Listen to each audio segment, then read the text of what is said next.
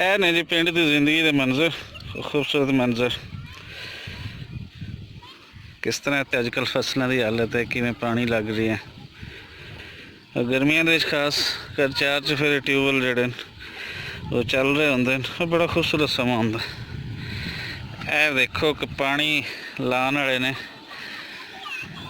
शहतूत के दरख्त के थले उपर अपनी एक मंजी रखी हुई है और इत्थे जवान जड़ा बैठ के पानी चार च फिर इसका ध्यान कर रही है।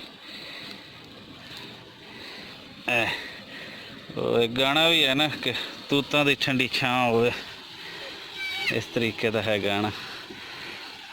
खूबसूरत मंजर जिहड़े इस टाइम मैं वेखे और मैं नहीं चाहता कि मंजर मिस किए जान। ए बच्चे नहा रहे हैं, इंजॉय कर रहे हैं। आओ अगे चलने थोड़ा तुहानूं दिखाने कि ट्यूबवैल ते किस तरीके दे नाल समा लग्या है।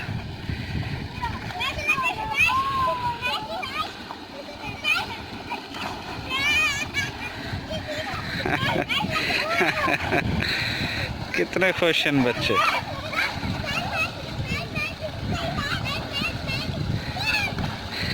इस टाइम इत्थे दो नाले हैं, एक है साडे नाल इत्थे नहर तो पानी आ रही है, पक्का नाला है, और नाल ट्यूबवैल भी चल रही है, टोली भी चल रही।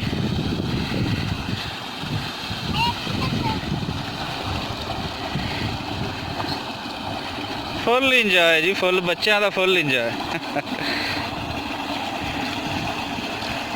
तुसी भी ट्यूबवैल क्यों नहीं नहा रहे ने, ठंडे पानी गर्म क्यों नहाते पे ने?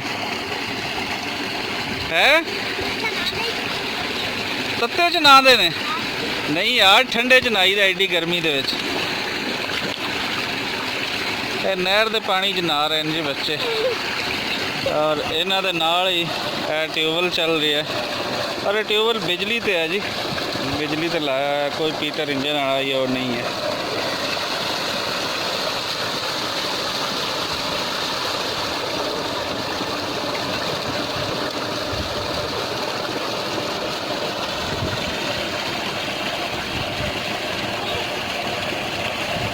नहा रहे हो ट्यूबवैल तो इधर नहाना जी।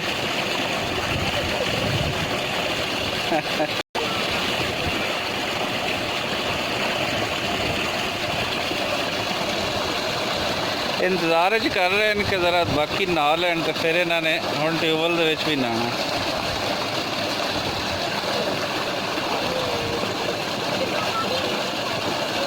ठंडा पानी कित्थे दा है?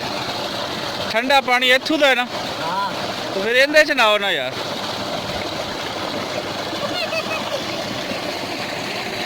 ए नाल छोटा जिहा पिंड नहीं बल्कि एक बस्तियां बैणियां जिहड़ियां लोकां ने अपनियां ज़मीनां दे विच बनाईयां होईयां। और ये चार च फिर असीं वेखीए तो छोटियां छोटियां बैणियां जिहड़ियां वो बणियां होईयां, अपनियां ज़मीनां दे विच लोग बना लैंदे।